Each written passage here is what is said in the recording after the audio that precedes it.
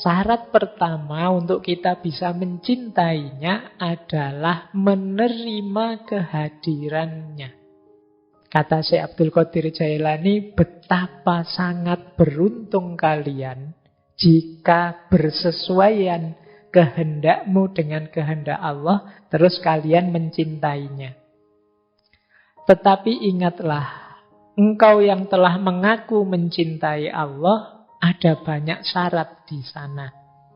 Di antara syarat mencintainya adalah Allah terasa lebih selaras dalam hatimu dari selain dirimu. Di antara syarat yang lain, hendaknya engkau tidak tenteram dan bergantung kepada selain Allah. Kemudian syarat selanjutnya, engkau gembira mesra bersamanya. Tidak takut apapun saat bersamanya.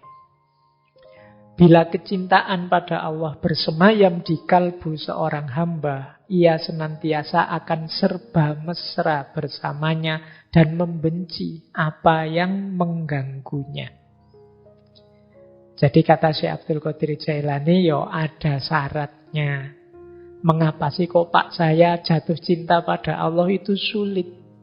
Lebih mudah jatuh cinta pada yang lain, jatuh cinta pada idol-idol yang lain lebih mudah. Kok sama Allah sulit? Mungkin karena kita belum memenuhi syaratnya. Yang saya ringkas dengan satu kalimat, menerima hadirnya. Jadi menerima hadirnya Allah itu, kalau bahasanya si Abdul Qadir Jailani, selaras, kita sesuaikan keinginan kita dengan keinginannya Allah. Nah, kita cocokkan. Ini biasanya orang kalau sudah cinta otomatis ini terjadi. Tapi kalau belum cinta itu kan harus dicocokkan dulu. Persis seperti kalian misalnya sedang ngejar-ngejar siapa dalam rangka nembak misalnya. Itu kan kalian menyesuaikan ritme dengan dia yang kalian kejar. Dia biasanya sukanya misalnya makan di warung mana. Itu kan kalian ikut ke warung situ. Atau dia senengannya apa, kalian juga ikut begitu. Dalam rangka apa? Menyelaraskan ritmenya. Biar nanti kita nyambung. Kalian misalnya ingin mencintai orang tua atau dicintai orang tua. Itu kan kalian ambil strategi apa saja harus saya lakukan yang membuat orang tua senang. Nah, itu namanya menyelaraskan. Nah, pada Allah juga begitu. Yuk kita selaraskan bahwa keinginannya Allah itulah keinginanku. Awalnya agak maksa memang, karena kita belum ada di level cinta, kita masih ada di level kewajiban dan kebutuhan. Tapi ayo kita terima hadirnya Allah dalam berbagai versinya. Dalam berbagai versi, dalam tanda petik, melalui syariatnya, melalui alam semesta ini, dengan menghidupkan kehendak-kehendaknya, dan lain sebagainya. Jadi syarat pertama itu. Syarat kedua adalah kita tidak merasa tentram atau tergantung pada yang selain Allah. Ini syarat kedua. Pokoknya segalanya Allah saja. Kehilangan yang bukan Allah tidak masalah. Jangan sampai kehilangan Allah. Nah, ini namanya kita tidak bergantung pada yang selain Allah. Kok terasa bahwa saya ini ketergantungan pada yang bukan Allah? Ini kita merasa tidak nyaman. Tidak tentram aku. Kok aku ketergantungan pada uang ya? Kok aku ketergantungan pada HP ya? Kok aku ketergantungan pada apapun itu yang bukan Allah? Kata Syekh Abdul Qadir Jailani, ini akan sulit membuat kita jatuh cinta pada Allah. Satu-satunya ketergantungan harusnya Allah saja. Jadi ketergantungan itu kan rasa tidak bisa lepas. Kan hari ini kita banyak secara tidak sengaja menampilkan ketergantungan kita. Wah, saya kalau tidak ada HP tidak bisa, Pak. Itu ketergantungan. Saya kalau tidak ada laptop tidak bisa, Pak. Itu ketergantungan. Saya, Pak, kalau tidak ada listrik, wah mending tidak usah hidup saja, Pak, misalnya. Listriknya maksudnya. Masuk kamu tidak ada listrik mau bunuh diri. Tapi kan rasanya gelap itu, kayak kiamat kita. Waduh, listrik kok mati ya, ketergantungan. Padahal zaman dulu tidak ada listrik, simba-simba kita juga masih bisa seneng-seneng gembira. Mungkin lebih gembira dari kita sekarang. Tapi sekarang kita ketergantungan pada listrik, ketergantungan pada HP. Zaman saya masih ngalami tidak ada HP. Masih ngalami telepon. Saya masih ngalami telepon itu saja barang mewah yang luar biasa, tidak semua orang punya. Dan teknologi berkembang begitu pesatnya, di titik kita hari ini ketergantungan dengan telepon genggam. HP itu pun harus cerdas, kita namai smartphone. Itu pun sehingga kadang-kadang smartphone-nya lebih cerdas dari orangnya. Kualitasnya HP kita itu kan berkali lipat dari kita. Kita kalah cerdas, kita kalah soleh. HP kita sering ngaji, kita tidak pernah ngaji. Iya kan? HP kita kalau adzan mengingatkan, Allahu Akbar, kamu tidak pernah ingat dengan waktu sholat. Dan lain sebagainya. Ini contoh ketergantungan. Maka syaratnya jangan ketergantungan selain Allah. Terus yang ketiga, gembira. Ketika sadar bahwa Allah hadir. Nah, padahal kapan dalam hidup kita Allah itu tidak hadir? Allah itu kan tidak hadir dalam hidup kita ketika kita tidak sadar hadirnya Allah. Karena Allah tidak pernah tidak ada, tidak pernah tidak hadir. Berarti apa? Hadir atau tidaknya Allah itu sebenarnya tergantung kesadaran kita. Allahnya sendiri senantiasa sadar. Bahkan Allah sampai ud'uni, panggillah aku, astajib lakum, maka akan aku jawab. Berdoalah padaku, akan aku kabulkan. Jadi Allah di banyak momen memanggil kita, mengingatkan kita akan kehadirannya. Bahkan sekali-sekali agak menguji, agak memberi kita sedikit sakit agar kita ingat akan kehadirannya. Nah, mari ketika kita sadar hadirnya Allah, kita terus gembira. Begitu ada banyak masalah kita hadapi, terus kita sadar, wah iya ya, ada Allah. Terus plong kita. Allah, masalah apa sih yang tidak selesai kalau ada Allah? Apa sih yang aku sedihkan kalau Allah itu ada? Problem apa yang harus membuat aku tidak gembira kalau adanya Allah? Tidak ada masalah yang tidak selesai kalau kita sadar adanya Allah. Jadi caranya orang jatuh cinta adalah gembira ketika sadar hadirnya. Nah, ini syarat-syarat untuk kita bisa mahabbah. Kita lanjutkan ya, karena ini masih panjang. Nah, syarat kedua, ini berhubungan dengan ketergantungan tadi, yaitu membuang cinta dunia. Diperhatikan kalimatnya ya, bukan membuang dunia. Tidak mungkin kita membuang dunia, wong kita hidup di dunia. Tapi membuang cinta dunia. Di Fathur Rabbani ini kan memang kitab kumpulan ceramahnya beliau.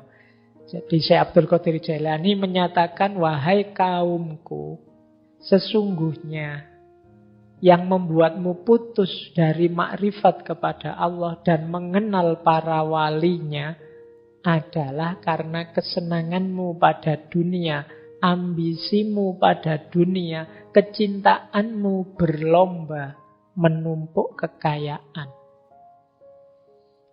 Ya, orang yang cinta pada dunia biasanya terus berambisi pada dunia, terus dia berlomba-lomba menumpuk dunia. Yang itu kan kalau di Al-Quran disindir alhaqumut takasur.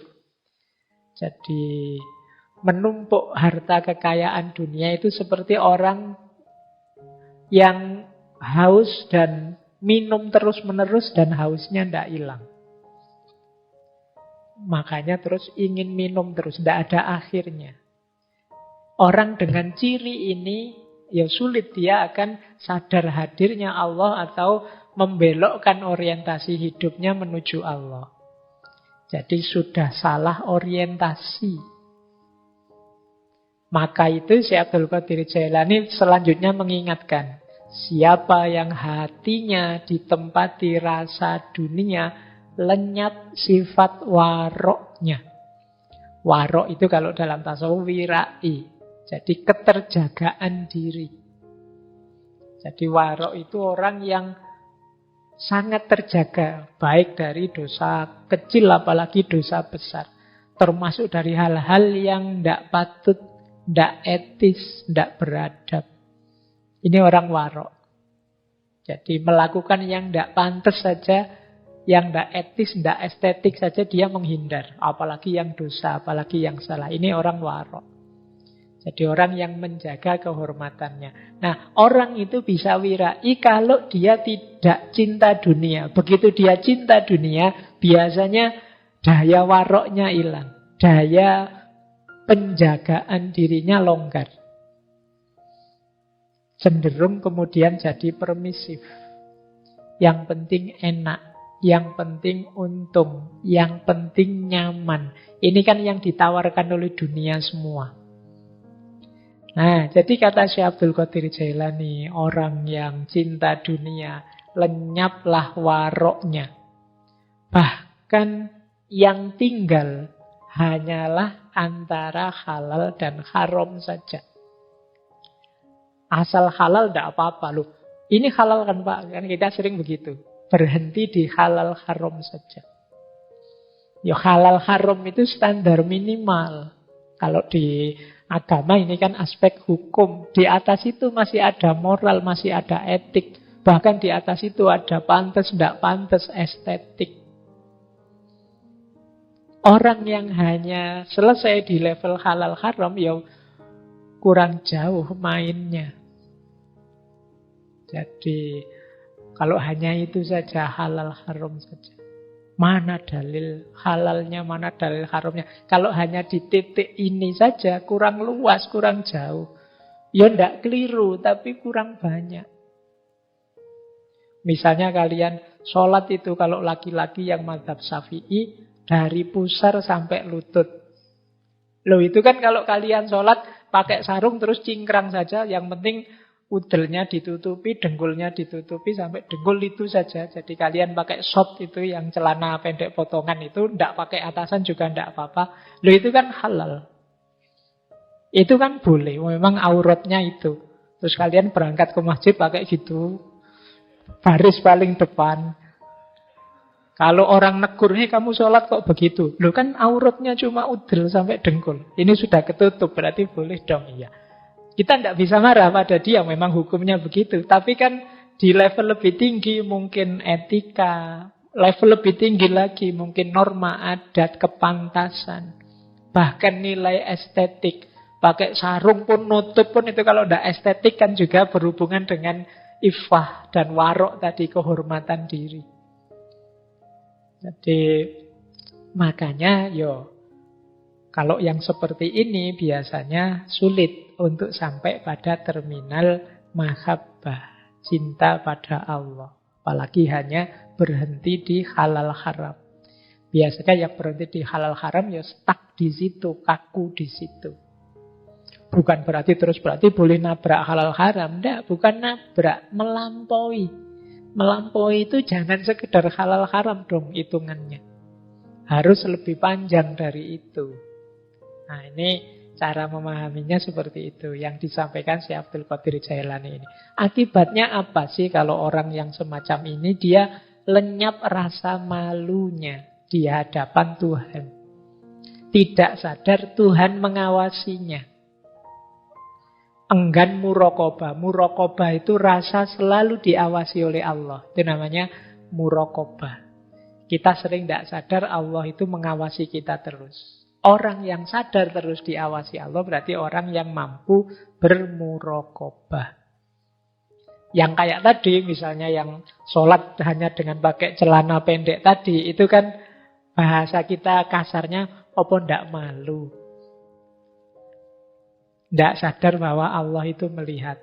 Oh ndak Bapak, saya yang kayak gitu pas sholat sendirian di kamar, jadi ndak ada siapa-siapa. Iya, tapi kan Allah melihat kita terus. Wong di hadapan orang biasa yang mungkin lebih tinggi dari kita, mungkin orang tua kita, guru kita, mungkin dosen kita kan malu begitu, apalagi di hadapan Allah. Nah, rasa malu di hadapan Allah itu nanti mendukung yang wirai tadi, membuat kita terjaga.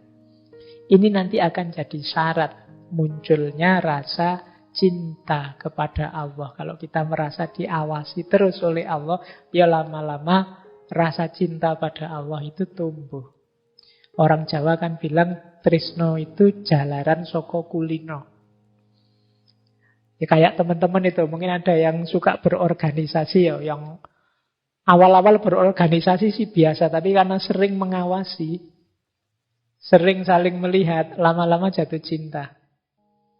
Nah, kalau kita juga begitu, kalau ada kesan rasa selalu mengawasi dan kita sadar Allah juga mengawasi kita terus, kemungkinan akan lahir cinta. Itu seperti hadisnya ihsan itu loh, anta budallaha ka'annaka tarahu wa in lam takun tarahu fa innahu yaraka. Allah melihatmu dan aku juga merasa seperti di hadapan Allah.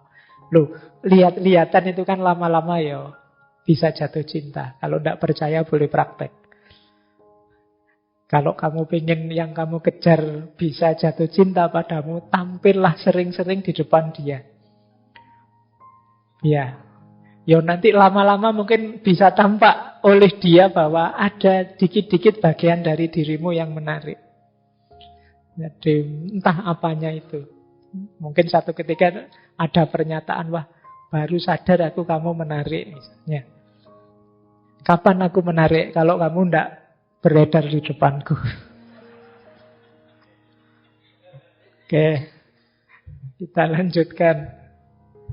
Terus, ini satu kalimat yang menurut saya menarik dalam Fathur Rabbani itu tentang cinta dunia. Di antara manusia ada orang yang menguasai harta dunia, tapi dia tidak mencintainya. Oh, ini orang hebat. Makanya tadi saya bilang, memiliki dunia tidak masalah, asal jangan cinta dunia. Kata Syekh Abdul Qadir Jailani, ia memiliki tapi tidak dikuasai. Harta menyukainya, kan ada orang itu kalau kerja jodoh sekali, cepat sekali kaya, itu namanya dia disukai oleh harta. Tapi dia tidak mencintainya. Tidak eman, tidak pelit, kehilangan pun tidak masalah kalau itu harta. Dunia melayaninya, tapi dia tidak mau melayani dunia. Yang dia layani hanya Allah saja. Dia mampu siap menyingkirkan dunia, tapi dunia tidak mampu menyingkirkan dia. Teramat terpaut hatinya kepada Allah, sehingga dunia tidak pernah mampu mencelakakannya. Ia rela mengeluarkan dunia, dan dunia tidak mampu mengeluarkan dirinya. Jadi ini dibalik, dunia yang jatuh cinta sama kita. Dunia yang ngerayu terus. Dunia itu kan sering dianggap godaan. Sering banyak orang tertipu oleh rayuannya dunia. Ya, dunia merayu kita terus, tapi kita tidak tergoda. Jadi kebalikannya, banyak orang mengejar-ngejar dunia, jatuh cinta dengan dunia. Tapi orang yang mencintai Allah itu dia tidak mempan dirayu. Oh, ini orang mahal yang seperti ini. Jarang orang bisa begini. Biasanya godaan dunia itu sangat mengganggu kita. Jadi orang-orang yang mencintai Allah tidak. Kehilangan dunia tidak masalah. Yang penting jangan kehilangan Allah. Baik, kita lanjut.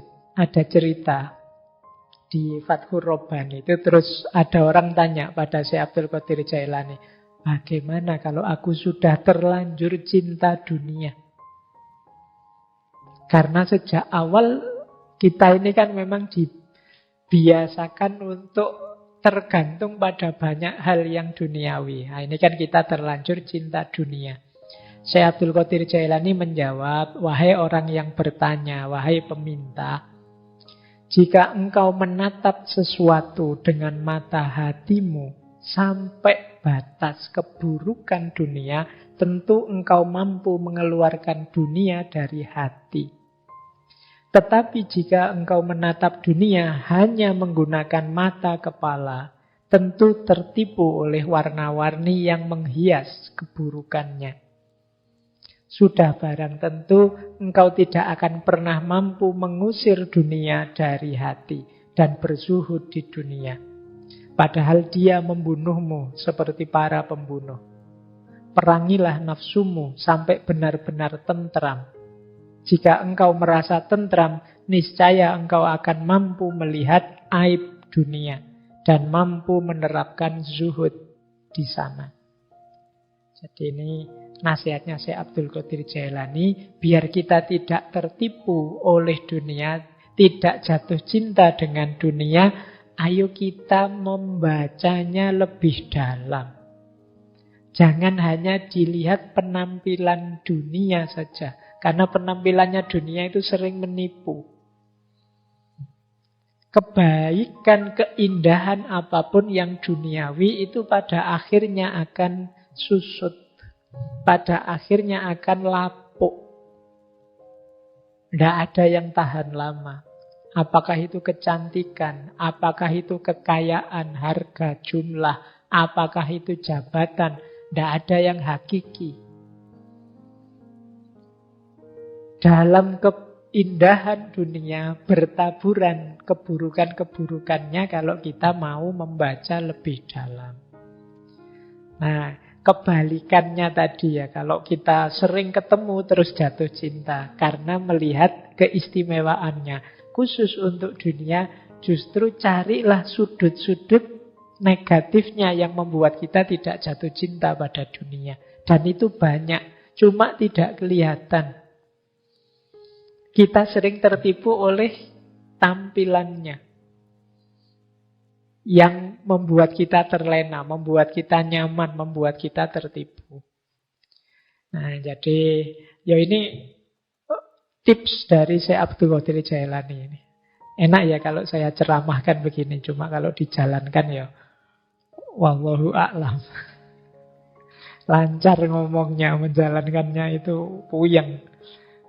Jadi yang penting itu deh, dijaga. Ayo latihan tidak jatuh cinta dengan dunia. Paling tidak begini, seandainya kita lepas hal apapun dari dunia, jangan kita putus asa sampai segitunya. Seandainya kita menginginkan sesuatu yang duniawi, jangan sampai kita begitu ambisinya. Itu saja dulu sudah luar biasa. Karena orang itu punya kecenderungan kalau bercita-cita sesuatu yang duniawi itu seolah-olah kalau itu diperoleh terus hidup kita pasti beres. Padahal manusia itu keinginannya tidak pernah ada kata berhenti. Ya seperti al-hakumut takasur tadi. Ya kayak teman-teman yang sekarang jatuh cinta dengan siapa, dikejar sampai mati-matian. Percayalah nanti kalau sudah nembak diterima terus jadi. Itu rasanya sudah berbeda daripada waktu ngejar. Yang pengalaman mesti ngerti ya. Yang belum pengalaman agak sulit membayangkannya. Yang belum pengalaman itu masih berpikirnya pokoknya Pak kalau tidak dia mending aku mati saja. Kalau tidak dia mending mesti masih begitu. Tidak sadar bahwa kalau target-target duniawi itu tidak ada yang sempurna. Dia fana, dia pasti lapuk, layu, hancur di level apapun. Termasuk rasa cinta yang duniawi. Pasti akan semakin menyusut. Beda dengan cinta kita kepada Allah. Nah, tadi sudah syarat-syaratnya, sekarang sifat-sifatnya. Orang yang mencintai menurut Syekh Abdul Qadir Jailani ada beberapa karakter. Kalau teman-teman ingin tahu saya ini sudah cinta apa belum, yang pertama ciri paling mudah adalah selalu ingin dekat, selalu ingin bersama. Kata Syekh Abdul Qadir Jailani, jika engkau masih takut dan berharap pada manusia, maka dia menjadi Tuhanmu, mempertuhankan manusia. Jika engkau masih menghadapkan hatimu pada dunia, maka engkau adalah budak dunia dan dunia menjadi Tuhanmu. Padahal baik manusia atau dunia yang kamu cintai itu tidak abadi. Tidak ada cinta yang abadi kecuali cinta hamba pada Allah. Seorang pecinta tidak akan meninggalkan kekasihnya, baik saat suka maupun saat menderita. Orang yang mencintai itu tidak lari dari yang mencintai saat sulit. Apalagi saat bahagia. Selalu pokoknya ingin dekat terus. Dalam suka dan duka. Kayak di lagu-lagu itu loh. Meskipun dalam kenyataannya kan sulit. Biasanya kita manusia itu cenderung nyari enak, nyari nyaman. Begitu enak iya sih. Ayo bersama-sama. Tapi begitu ndak enak terus ingin menarik diri. Nah, ini sebenarnya belum cinta yang sejati. Masih ada kalkulasi untung rugi. Masih nilainya di level kebutuhan tadi, belum cinta. Kalau itu cinta, ya memang susah senang bersama. Meskipun ya manusia hari ini kan cenderung apatis. Kalau saya ngomong, cintailah kekasihmu dengan susah senang selalu bersama. Itu kan kita terus agak sinis gimana gitu. Ah, itu lagu, Pak. Ah, itu. Kan kita begitu. Kita tidak percaya lagi dengan yang begitu-begitu hari ini. Padahal ya memang parameternya kesejatian itu di situ. Jadi ya kecuali memang hari ini mental kita sebagian besar kan memang mental dagang. Kita mau ya kalau menguntungkan kita, kalau tidak ya enggak. Nah, ini cirinya berarti apa? Itu sudah cinta beneran. Kalau senang susah, ayo. Yang penting kita dekat terus. Makanya kata Syekh Abdul Qadir Jailani ya seperti tadi, susah senang bersama. Yang kedua, sifatnya pecinta adalah tanpa syarat.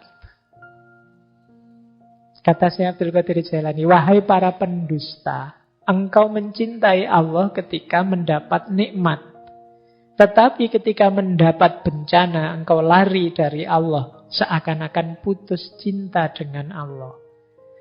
Seorang hamba diukur dengan ujian. Manakala tetap teguh engkau bersama Allah dalam musibah bencana, berarti engkau memang mencintai Allah. Jika engkau berubah, sungguh engkau seorang pembohong. Jadi ciri kedua cinta itu adalah tidak bersyarat. Jadi tidak ada syaratnya. Syaratnya asal engkau bahagia, asal engkau ridho ya Allah. Kalau ini cinta pada Allah, asal jangan usir aku dari dekatmu ya Allah. Nah ini kalau hubungannya dengan Allah. Jadi memang tanpa syarat, unconditional love, cinta yang tanpa syarat. Itu yang cinta yang sejati, termasuk pada Allah. Jadi kalau masih ada jika, kalau dengan syarat, aku mencintaimu asalkan kamu mau ini ya, asalkan kamu mau itu ya. Ini masih belum sejati. Saya tidak bilang itu bukan cinta, mungkin proses menuju cinta, tapi belum murni cinta. Masih ada perhitungan untung rugi. Biasanya kalau tidak beranjak dari perhitungan untung rugi ini, kalau dia merasa tidak untung lagi di situ, ya dia menarik diri.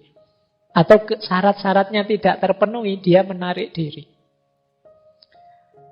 Mengapa engkau cinta padaku? Karena engkau cakep. Itu kalau cakepnya hilang, kan syarat cintanya hilang.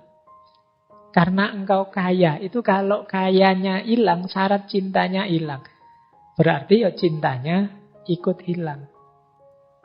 Tidak tanpa syarat. Kepada Allah juga begitu. Saya mau dekat cinta sama Allah, Pak. Biar apa?